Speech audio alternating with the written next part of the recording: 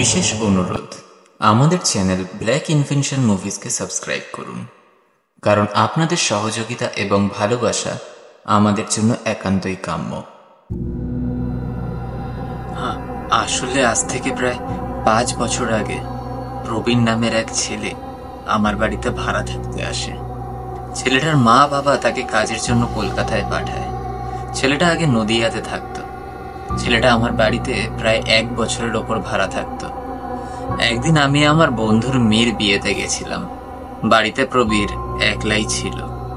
তখন কলকাতায় দুর্গাপুজো হচ্ছিল। প্রবীর বাড়িতে একলা থাকায় প্রবীর প্রত্যেক দিন মদ পান করত। একদিন অষ্টমীর রাতে প্রবীর প্রত্যেক দিনের মতো বাড়িতে বসে একলা একলা মদ্যপান করছিল।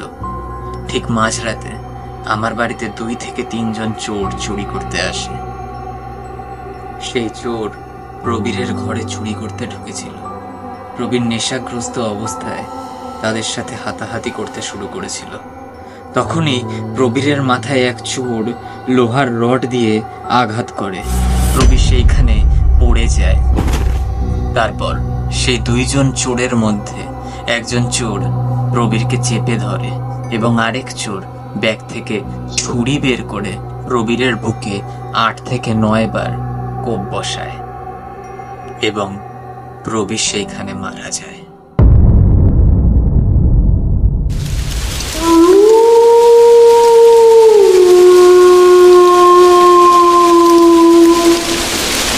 Black Invention.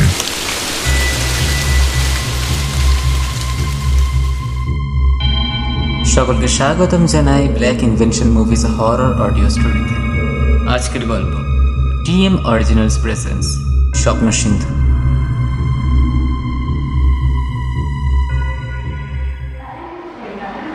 নাগপুর থেকে সকাল 6:30 পুনে এসি দুরন্ত এক্সপ্রেস ধরে সুকুমার ও তার ছোট ভাই হাওড়া আসে।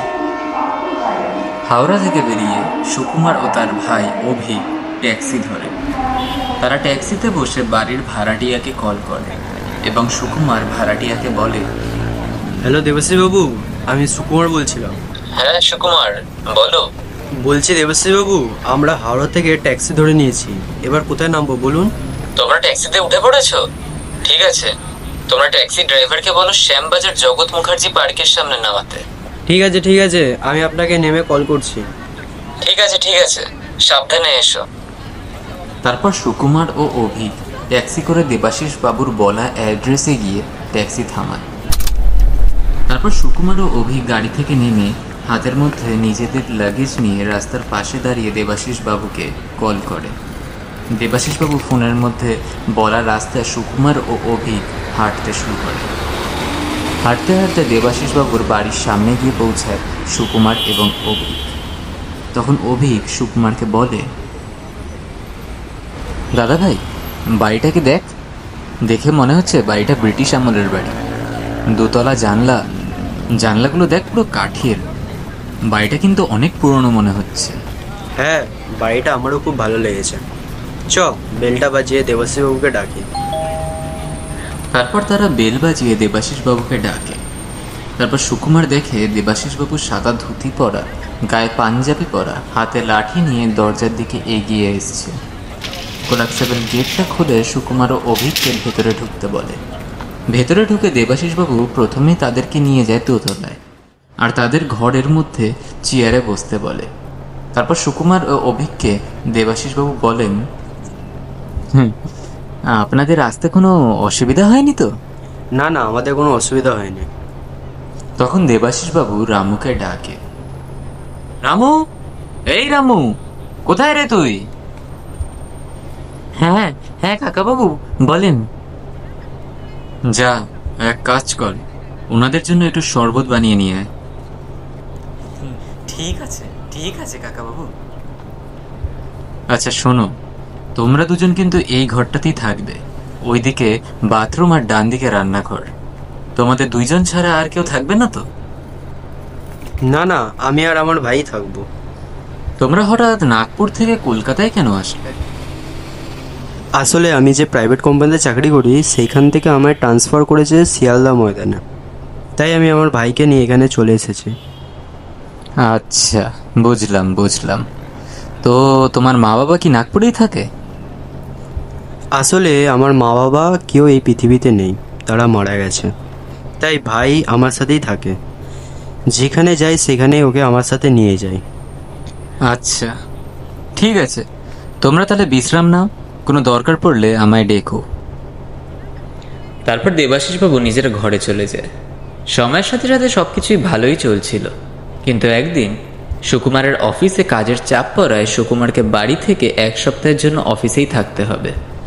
এই খবরটা তার ভাইকে অর্থাৎ অভিককে বলে সুকুমার। শোন না অভিক, আমার কাজের চাপ পড়েছে, তাই অফিসে 1 সপ্তাহের মতন থাকতে হবে। তুই কি একলা থাকতে পারবি? হ্যাঁ হ্যাঁ, তুই যা, আমার কোনো অসুবিধা হবে না। ঠিক তো? দেখ, কিন্তু কোনো অসুবিধা হলে বলতে পারিস এখনই। আরে না না, তুই সাবধানে নিশ্চিন্তে যা, আমার কোনো অসুবিধা হবে না। ঠিক আছে, আমি গেলাম তাহলে। সময়ের মতন সব কিছু করে নিবি, কোনো অসুবিধা হলে আমায় ফোন করে জানাবি। আর নতুন জায়গা তো, বাইরে বেশিক্ষণ থাকবি না। আমি দেবাশিসবাবুকে বলে দিয়েছি, কোনো কিছু দরকার পড়লে ওনাকে জানাবি। সাবধানে থাকবি। আসলাম। এই বলে সুকুমার বেরিয়ে পড়ে তার অফিসের উদ্দেশ্যে। তারপরে অভিক বই নিয়ে পড়তে শুরু করে এবং দরজাটা বন্ধ করে দেয়। অভিক কিছুক্ষণ পর স্নান করতে যায়। তখন অভিক খেয়াল করে কেউ তাদের ঘরে প্রবেশ করছে। অভিক বাথরুম থেকে সাড়া দেয়, কে কে ওখানে? কেউ কি আছেন নাকি ওখানে? কোনো সারা শব্দ নেই, চারিদিকে নিস্তব্ধতা। অভিক বাথরুম থেকে বেরিয়ে এই দিক ওই দিক খুঁজতে শুরু করে। ঠিক তখনই অভিকের কানে একটা শব্দ ভেসে আসে। অভিক 1 পা 2 পা করে শব্দের পেছন পেছন যেতে থাকে। শব্দটা অভিকের বেডরুম থেকেই আসছে। অভিক সেই বেডরুমে যাবে কি তখনই মেন দরজায় যেন কেউ নক করছে। অভিক ভয় সেখানে দাঁড়িয়ে পড়ে। অভিকের কপাল দিয়ে ঘামের ফোঁটা মাটিতে পড়তে শুরু করে। কিছুক্ষণ পর অভিক সাহস করে দরজার দিকে এগোতে থাকে। দরজা খুলে অভিক দেখে দেবাশিসবাবু দরজার সামনে দাঁড়িয়ে আছে। তখন দেবাশিসবাবু বলে, এ কি, তুমি এরকম ভাবে ঘেমে যাচ্ছ কেন? আরে না না, আসলে গরম তো, তাই জন্যই। ও তাই বলো। আসলে এতক্ষণ ধরে দরজায় নক করছিলাম, দরজা খুলতে এতক্ষণ সময় কেন লাগলো? ওই আসলে জামা কাপড় চেঞ্জ করছিলাম তো, তাই আর কি। আচ্ছা, ও হ্যাঁ, যেটা বলার জন্য এসেছিলাম, তোমার কি কোথাও বেরোনোর আছে নাকি? বেরোনো বলতে ওই আর কি, বিকালবেলায় একটু ফটো তুলতে যেতাম। ও না, আসলে আমি বলছিলাম যে কি, আমার একটু কাজ ছিল বাইরে, আমি খেয়ে দিয়ে বেরোবো দুপুরে। তুমি একটু বাড়িটার যদি খেয়াল রাখতে তাহলে আর কি ভালো হতো। ও, আপনি বেরোবেন?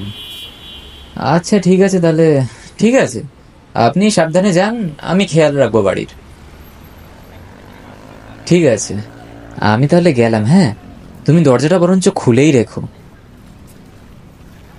এই বলে দেবাশিসবাবু নিচে চলে যায় নিজের ঘরে, আর অভিক নিজের মতো গজগজ করতে করতে নিজের ঘরে ঢুকে যায়। শালা, কি বুড়ো মাইরি, এখন এই বুড়োর জন্য ভয়তে হার্ট ফেল করতাম আমি। অভিক নিজের রুমে গিয়ে ল্যাপটপ অন করে। আশেপাশে ভালো ঘোরার জায়গা খুঁজতে থাকে ল্যাপটপে। ঠিক তখনই এক কালো বিড়াল তাদের রান্নাঘরে ঢুকে উৎপাত করতে শুরু করে।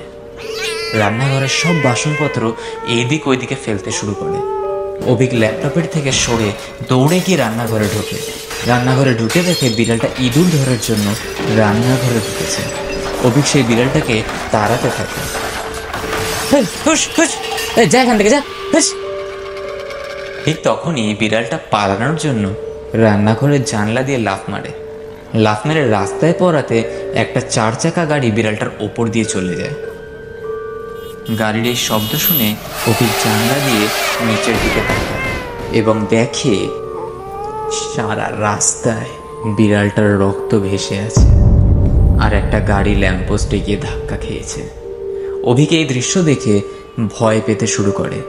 অভিক বুঝে উঠতে পারছে না তার সাথে কি ঘটছে। মাথায় হাজারো একটি কৌতূহল নিয়ে অভিক চিন্তায় মগ্ন হয়ে যায়। সে একটা সিগারেট জ্বালায়, বেলকনিতে গিয়ে চেয়ার নিয়ে বসে এবং ভাবতে থাকে। কিছুক্ষণ পর অভিক চেয়ার থেকে উঠে ফ্রিজ খুলে ফ্রিজ থেকে একটা কোল্ড ড্রিঙ্কসের বোতল বার করে, গ্লাসে ঢালে। গ্লাস নিয়ে বেলকনিতে গিয়ে চেয়ারে বসে এবং ফোন দেখতে থাকে। কিছুক্ষণ পর অভিক খেয়াল করে কেউ যেন অভিককে ফলো করছে। অভিক বারবার পেছনে ফিরে তাকায়, কিন্তু দেখে কেউ নেই। অভিকের মনে ভয় ক্রমশ বাড়তে থাকে।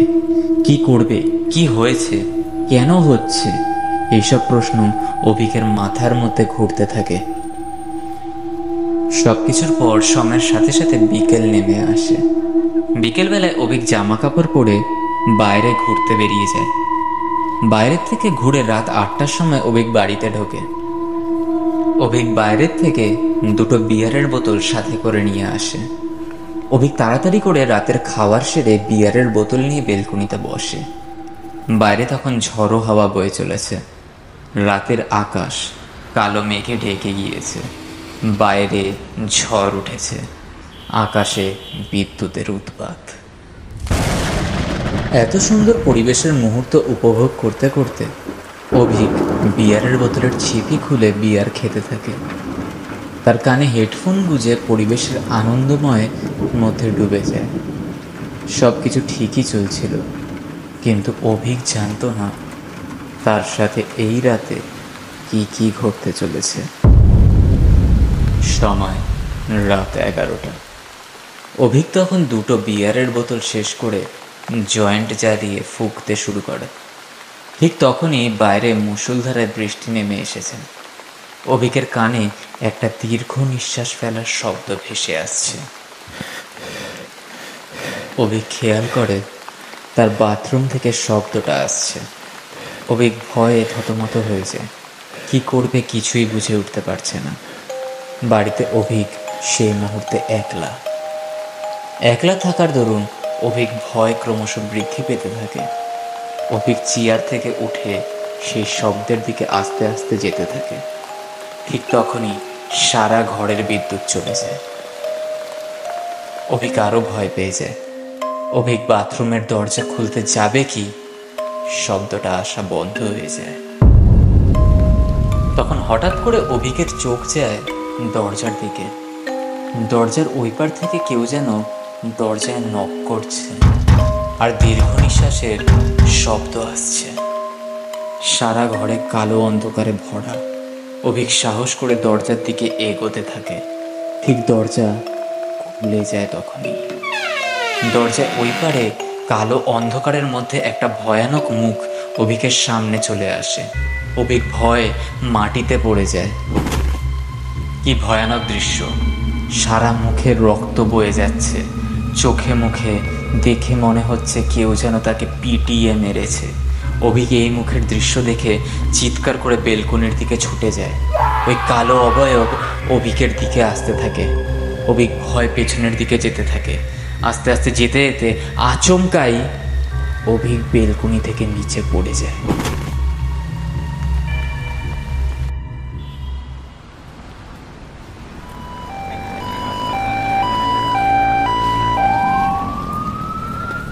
পরের দিন দেবাশিস বাবুর বাড়ির সামনে পুলিশ আসে, আর সেইখানে দেবাশিস বাবু ও সুকুমারও উপস্থিত থাকে। তখন পুলিশ দেবাশিস বাবুকে বলেন, তো দেবাশিসবাবু বলুন, কালকে রাতে আপনি কোথায় ছিলেন? বিশ্বাস করুন, আমি কালকে ছিলাম না বাড়িতে। ছিলেন না তো বুঝলাম, কোথায় গিয়েছিলেন কালকে আপনি? আমি আমার বন্ধুর বাড়িতে ছিলাম। কেন বলুন তো মিথ্যে কথা বলছেন? সত্যিটা বলবেন না থানায় নিয়ে গিয়ে দুহা দেব? বিশ্বাস করুন, আমি সত্যি কথা বলছি। বুঝলাম, এবার তাহলে আপনাকে থানায় নিয়ে যেতে হবে। তখন দেবাশিস বাবু কাঁদতে শুরু করে দেয়, আর অপরদিকে সুকুমার পুরো ভেঙে পড়েছিল। সে মেনে নিতে পারছিল না অভিকের এই মৃত্যুটাকে।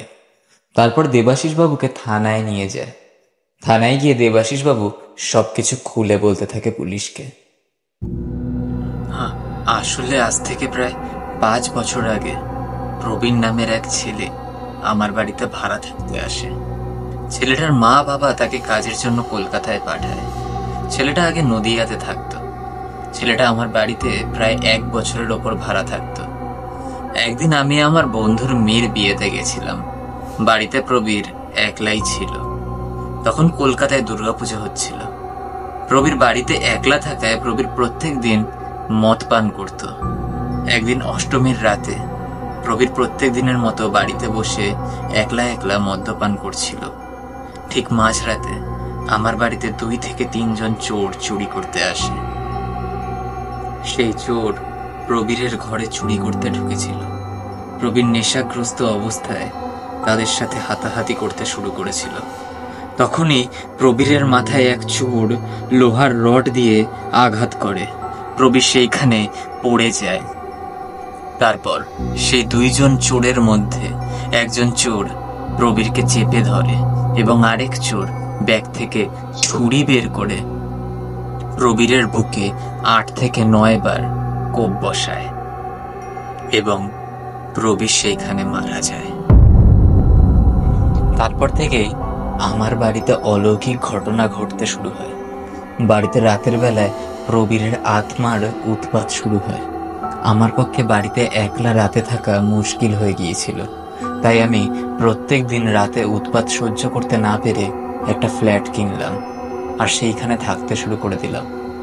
টাকা পয়সার অভাবে আমি বাড়িটা সুকুমারদের ভাড়া দিয়েছিলাম। ঠিক তখনই সুকুমার দেবাশিস বাবুর জামার কলার ধরে বলে, সালা আজকে তোর টাকার জন্য আমার ভাইয়ের প্ল্যান গেছে, তোকে আছে এখানেই মেরে ফেলবো।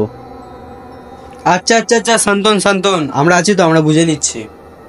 না স্যার, আপনি আমাকে ছাড়ুন, সালাটাকে আজকে এইখানেই মেরে ফেলবো। এরপর পুলিশরা সুকুমারকে শান্ত হতে বলে আর সুকুমারকে অন্য ঘরে নিয়ে গিয়ে বসায়।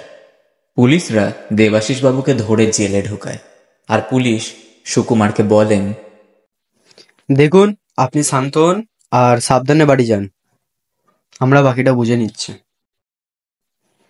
এরপর সুকুমার মনে দুঃখ নিয়ে বাড়ি যায় আর তার ভাইয়ের বডি শ্মশানে নিয়ে গিয়ে সমস্ত কাজ সারে। সে ফিরে আসে আবার দেবাশিস বাবুর বাড়িতে, নিজের জিনিসপত্র নেয়। এরপর সে দেবাশিস বাবুর বাড়ি ছেড়ে দেয় এবং রওনা দেয় অন্য ভাড়া বাড়ির উদ্দেশ্যে।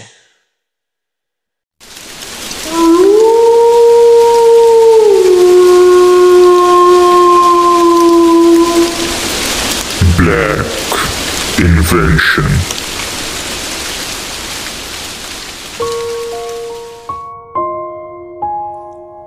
নমস্কার বন্ধুরা, গল্পটি ভালো লেগে থাকলে অবশ্যই লাইক, কমেন্ট এবং সাবস্ক্রাইবের মাধ্যম দ্বারা জানাবেন। কোনো ভুল ত্রুটি হলে তা ধরিয়ে দেবেন। দেখা হচ্ছে শনিবার ঠিক রাত 11টা 11।